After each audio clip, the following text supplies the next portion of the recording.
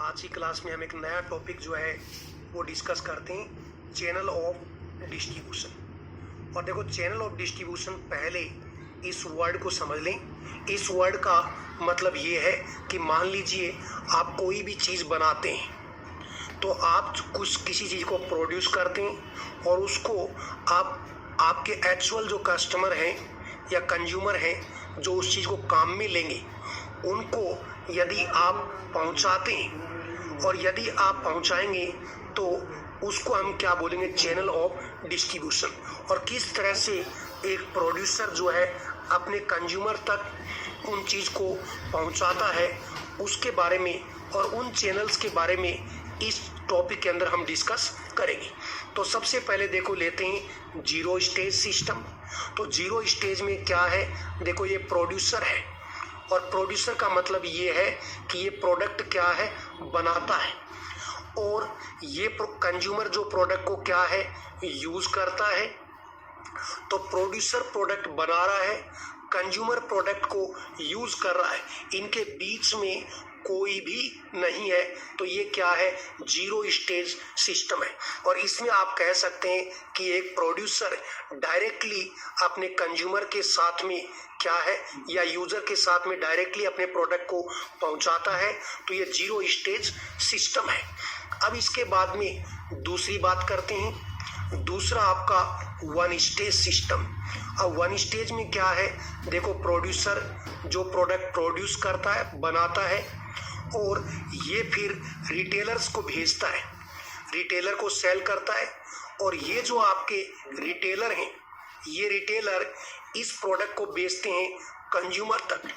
तो ये कंज्यूमर्स के पास पहुंचता है और ये कंज्यूमर इसको यूज करते हैं, यानी प्रोड्यूस करने वाला प्रोड्यूसर, यूज करने वाला कंज्यूमर, और बीच में कौन आ गया, बीच में आ गया ये रिटेलर।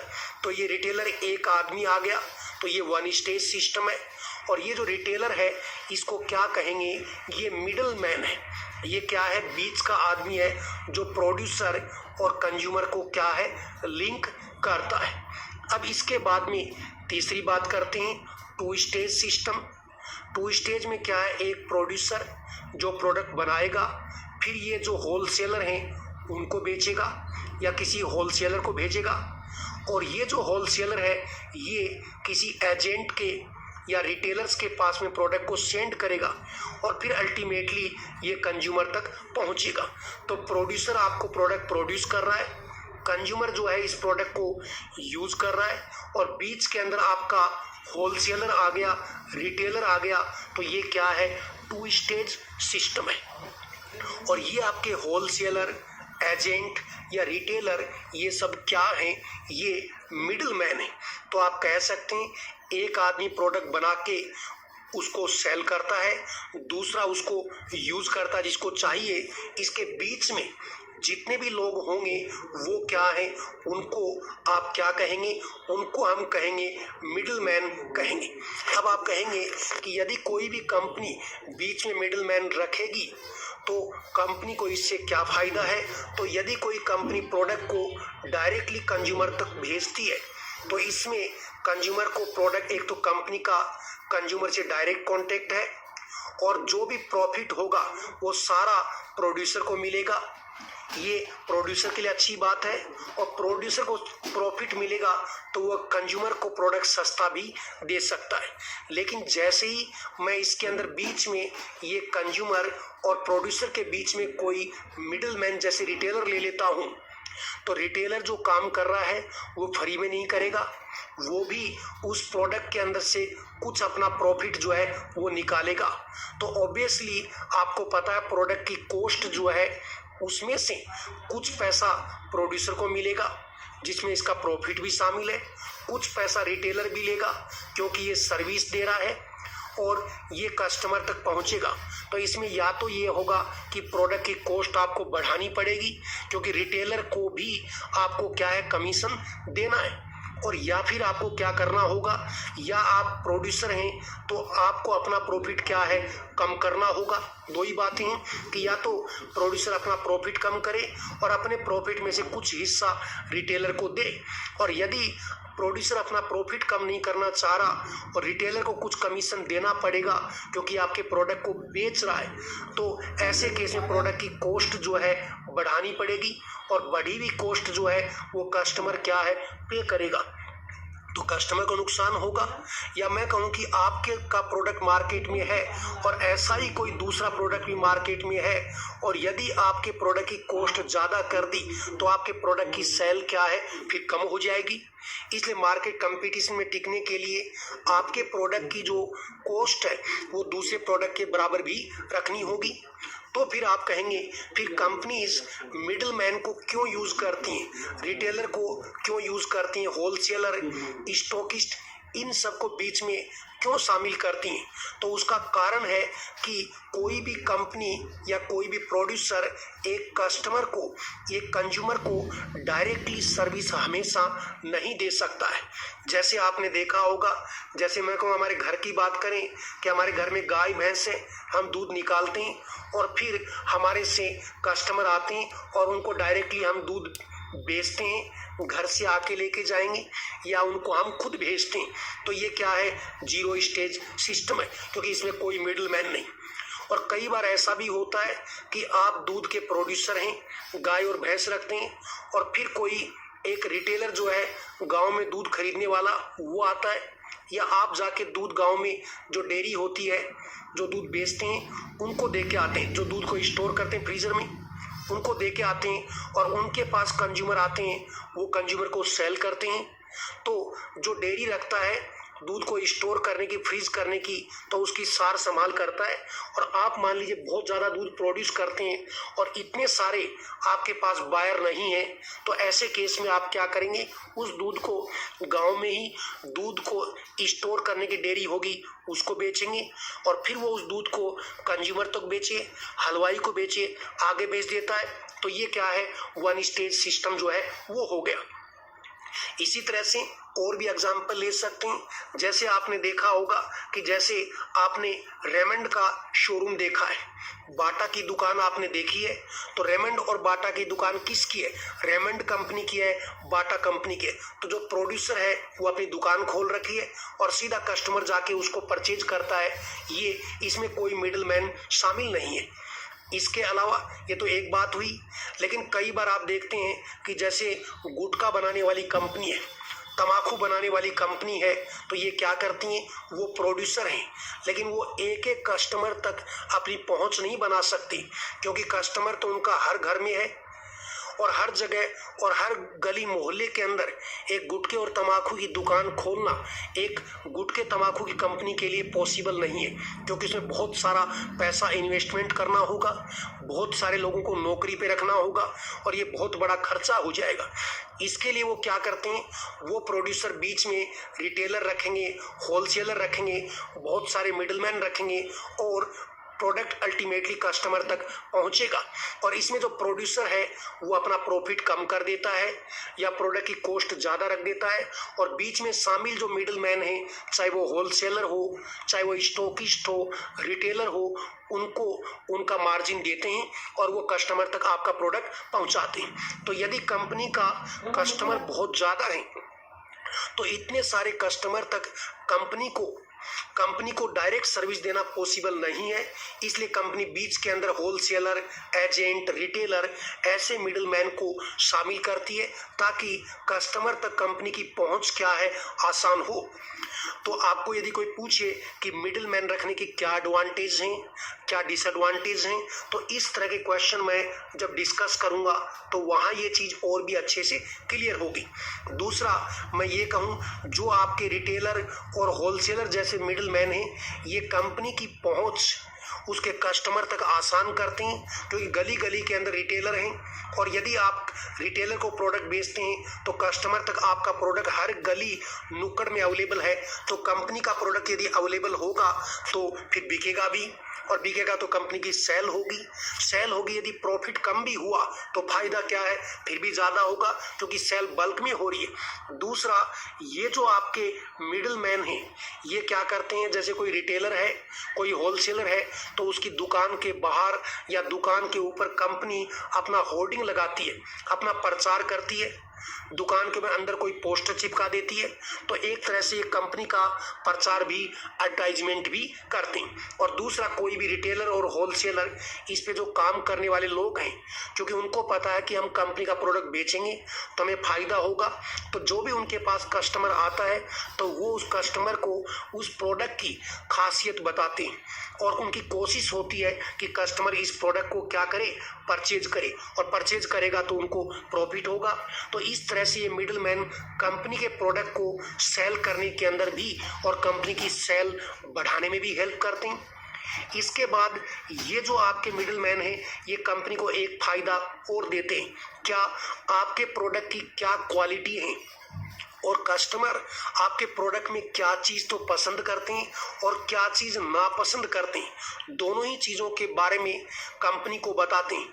क्योंकि हम कस्टमर हैं और हम सबसे पहले मान लो किसी रिटेलर के पास गए, घर के पास दुकान पे गए और कोई भी प्रोडक्ट हम परचेज करते हैं या किसी प्रोडक्ट को परचेज करने से हम मना करते हैं, क्योंकि कई बार दुकानदार बोलता है कि ये वाली चीज़ ले लो, अच्छी है, लेकिन हम कहते हैं ये नहीं चाहिए, तो पूछ लेता क्यों, इसके अंदर क्या प्रॉब्लम है। तो ऐसे केस में हम उसको प्रॉब्लम बताते हैं। तो इस तरह से ये जो मिडिल मैन है, ये कस्टमर से फीडबैक लेते हैं उस प्रोडक्ट के बारे में, और प्रोडक्ट की जो कमी और खासियत है, कंपनी के जो लोग आते हैं उनको, मार्केटिंग के लोग आते हैं उनको ये बताते हैं कि भाई तुम्हारा प्रोडक्ट मार्केट में इसलिए नहीं चल रहा क्योंकि आपके प्रोडक्ट में ये कमी है और कस्टमर इस तरह के प्रोडक्ट की डिमांड कर रहे हैं। और ये जो फीडबैक है, ये उस प्रोड्यूसर तक जाता है, उस फैक्ट्री तक जाता है, और वो अपने प्रोडक्ट में तुरंत क्या है, बदलाव करते हैं। और बदलाव के साथ में नया प्रोडक्ट और कस्टमर की जैसी रिक्वायरमेंट है, जिस तरह की डिजाइन, कलर में प्रोडक्ट चाहिए, कंपनी उसी तरह का प्रोडक्ट क्या है, लॉन्च करती हैं। कई बार हो सकता है कोई प्रोडक्ट प्रोड्यूसर है, वो प्रोडक्ट बड़ी पैकिंग में बनाता हो, बड़ी पैकिंग आती है, तो आपको पता पहले साबुन जो है वो, आपको पता साबुन 10 रुपए से छोटा साबुन नहीं आता था। आजकल वो कंपनी जो 10 रुपए 20 रुपए का साबुन बनाती हैं, सब कंपनीज ने, स्टैंडर्ड कंपनी ने 5-5 रुपए का साबुन निकाल रखा है, क्योंकि उनको पता है छोटे से छोटे कस्टमर तक भी पहुंच बनाने के लिए यदि हम प्रोडक्ट की साइज छोटी कर दें तो वो कस्टमर भी हमारे प्रोडक्ट को खरीद पाएंगे, जिनको जो बड़ा प्रोडक्ट खरीदना नहीं चाहते या उनको उसकी कॉस्ट ज़्यादा लगती है। तो ये मार्केट से फीडबैक जाते हैं और ये फीडबैक कौन देता है, मिडिल मैन कंपनी को देते हैं। तो आप समझ गए कि मिडिल मैन रखने से कंपनी जो है उसको नुकसान तो ये होगा कि उनको अपने प्रॉफिट में से कुछ कुछ हिस्सा देना पड़ता है, और एक प्रोड्यूसर का प्रॉफिट क्या तो कम होगा, या प्रोडक्ट की कॉस्ट बढ़ाएंगे तो कस्टमर के ऊपर वो कॉस्ट आएगी और आपका प्रोडक्ट मार्केट में कंपटीशन के अंदर कहीं पीछे ना रह जाए। लेकिन फायदा क्या है, क्योंकि रिटेलर्स, बहुत सारे रिटेलर को मिडिल मैन बनाने से आप कई कस्टमर के साथ में डायरेक्टली जुड़ सकते हैं, उनके साथ कंपनी का जुड़ाव ज़्यादा होगा, आपके प्रोडक्ट का प्रचार करेंगे और इसके अलावा आपके प्रोडक्ट की खासियत और कमी जो है उसका फीडबैक देंगे ताकि आप उसके अंदर इम्प्रूवमेंट कर पाएँ। तो ये तो आपका मैंने मिडिल मैन के बारे में बताया। बाकी चीज़ें जैसे ही हम एमसीक्यू डिस्कस करेंगे, कोई भी डाउट आपके माइंड में है वो बिल्कुल क्लियर होगा, क्योंकि हमने एक एक पॉइंट के ऊपर एमसीक्यू बनाए हुए और जिस तरह से एग्जाम में क्वेश्चन आते हैं उनको भी सबको शामिल किया है। तो बस आप पढ़ते जाइए। अब मैं बात कर रहा हूँ जो मिडिल मैन है, तो मिडिल मैन जैसा कि डेफिनेशन आपको दी है कि middle man a person who provide a link, जो लिंक प्रोवाइड करता है बिटवीन ए मैन्युफैक्चरर बोलिए या प्रोड्यूसर एंड क्या है, कंज्यूमर बोलिए या कस्टमर बोलिए। तो कंज्यूमर या कस्टमर और एक मैन्युफैक्चरर या प्रोडक्ट जो बनाता है प्रोड्यूसर, उनके बीच में जो लिंक है वो क्या है, दे आर मिडिल मैन। और मिडिल मैन के एडवांटेज डिसएडवांटेज के बारे में हमने बात की। अब जो मिडिल मैन है ये दो टाइप के हैं। एक देखो, ये है मर्केंटाइल एजेंट, और इनका दूसरा नाम क्या है, इनको ये भी बोलते हैं, दीज आर क्या है, फंक्शनल मिडिल मैन। ये मर्केंटाइल मिडिल मैन है, और मर्केंटाइल जो मिडिल मैन है इनका दूसरा नाम क्या है, इनको ये भी बोल सकते हैं, दीज आर फंक्शनल। ये क्या है, फंक्शनल मिडिल मैन है। तो मर्केंटाइल एजेंट या मर्केंटाइल मिडिल मैन, या इन्हीं को बोलते हैं these are functional middle man. इसके बाद में दूसरा है मर्चेंट मिडलमैन। पहले मैं मर्चेंट के बारे में आपको बताता हूँ। और मर्चेंट व्यापारी आप जानते हैं जो गुड्स और सर्विस को परचेज करते हैं और सेल करते हैं बाई देयर ओवन नेम, खुद के नाम से, और मार्जिन ऑफ प्रॉफिट, कुछ प्रॉफिट कमाते हैं। यानी एक तरह से सीधा याद कर लीजिए आप तो होलसेलर और रिटेलर, क्योंकि देखो ये डेफिनेशन आपको पूछता ही नहीं है। तो मर्चेंट मिडलमैन में जो होलसेलर और रिटेलर हैं जो चीज़ों को परचेज करते हैं खुद के नाम से और सेल करते हैं, ये आपके क्या है, मर्चेंट मिडलमैन है। दूसरी बात करता हूँ जो मर्केंटाइल मिडलमैन है, जिनको आपने क्या कहा, ये मर्केंटाइल मिडलमैन है, इसी को आपने बोला दे आर फंक्शनल मिडलमैन। तो ये मर्केंटाइल और फंक्शनल मिडलमैन है। इनके अंदर एग्जाम्पल लिखे, देखो कमीशन एजेंट। कमीशन एजेंट का मतलब क्या है? कमीशन एजेंट का मतलब है कि a person that actually receive the goods for the purpose of sale. तो ये जैसे मान लीजिए इसको इतना सामान आप देते हैं, एक प्रोड्यूसर मान लीजिए इस कमीशन एजेंट को अपना इतना सामान एक प्रोड्यूसर ने दिया, ये सामान को क्या करेगा, उसको बायर को क्या करेगा, सेल करेगा, बेचेगा, और जो सामान बच गया उसको वापिस से क्या है, उस प्रोड्यूसर को या जिसने इसको दिया उसको रिटर्न कर देगा, और जो सामान सेल किया है उसके अंदर अपना जो कमीशन है 10%, 20%, 5% वो ले लेगा। तो देखो डेफिनेशन नहीं रखनी है, सिर्फ आपको थोड़ा सा आइडिया होना चाहिए। तो देखो कमीशन एजेंट, और मैं एमसीक्यूज में इनकी डेफिनेशन का डिस्कशन करूंगा तो वहां वो आपके नोट्स में भी हैं, तो वहां वो चीज क्लियर हो जाएगी, तो लिखने की जरूरत भी नहीं है। तो कमीशन एजेंट का मतलब ये है कि कोई भी इसको अपना सामान देगा बेचने के लिए, ये उसको सेल करेगा, और सेल करने के बाद जो सेल हो गया उसका कमीशन लेगा, बाकी माल आपका रिटर्न कर देगा। इसके बाद दूसरा आदमी है ब्रोकर।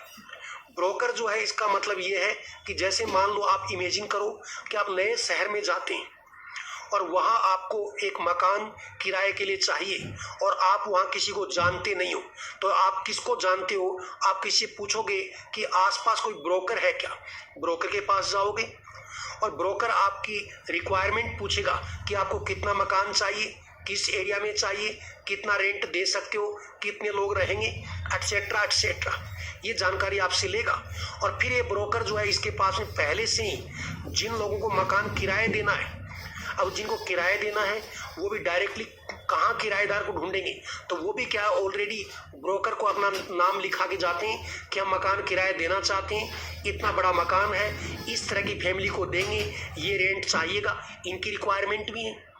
और ये ब्रोकर क्या करता है, एक तरफ से किराया लेने वाला और एक तरफ मकान किराया देने वाला, इन दोनों की चीजें इस ब्रोकर के पास में इंफॉर्मेशन है, और ये दोनों एक कहते हैं किराए लेने वाला और किराए देने वाला दोनों को आपस में क्या है, मिलवा देता है। इसका इतना ही काम है। तो ब्रोकर का काम क्या है, जिसको मकान किराए लेना है और जिसको मकान किराए देना है, दोनों की आमने सामने बात करवा देता है, और बात पक्की तो फिर ब्रोकर का कमीशन भी पक्का। और इस तरह से आप मकान बेचने और खरीदने में हो सकता है आपको कोई मकान या प्रॉपर्टी खरीदनी है, किसी दूसरे को बेचनी है, और ये आपको आपस में मिलवा के और फिर आपकी डील करवा देगा, आपके बीच में नेगोशिएशन का काम कर सकता है, या आप खुद तय कर लीजिए। तो ये इस तरह के आदमी को हम क्या बोलेंगे, ब्रोकर बोलेंगे। इसके बाद में ऑक्शनर।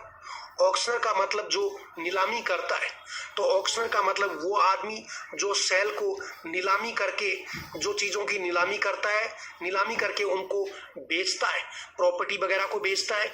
तो जैसे आपने किसी एरिया के अंदर मान लीजिए आपके पास में कोई बिल्डिंग है, प्लॉट है, और उसको किसी ऑक्शनर के पास में आप देंगे, इसको बताएंगे, तो ये आपके बिहाफ के ऊपर ये उस प्रॉपर्टी को क्या है, सेल करेगा, और इसके अंदर आपको ओपन बिड होगी, बोली लगेगी, और उसके अंदर मान लीजिए इसने ऑक्शनर ने सेल ऑर्गेनाइज की और वहाँ काफ़ी लोग जो हैं वो पार्टिसिपेट करते हैं, और इनमें से ये कहेगा कि ये सामान जो है इसकी मिनिमम बोली इतने रुपए है, जो आपने तय की है, आप उसके अंदर प्रिंसिपल हैं, आपका सामान है तो आप प्रिंसिपल हैं, और आपने कह दिया कि मुझे ये जो है इससे कम के ऊपर बेचना नहीं है।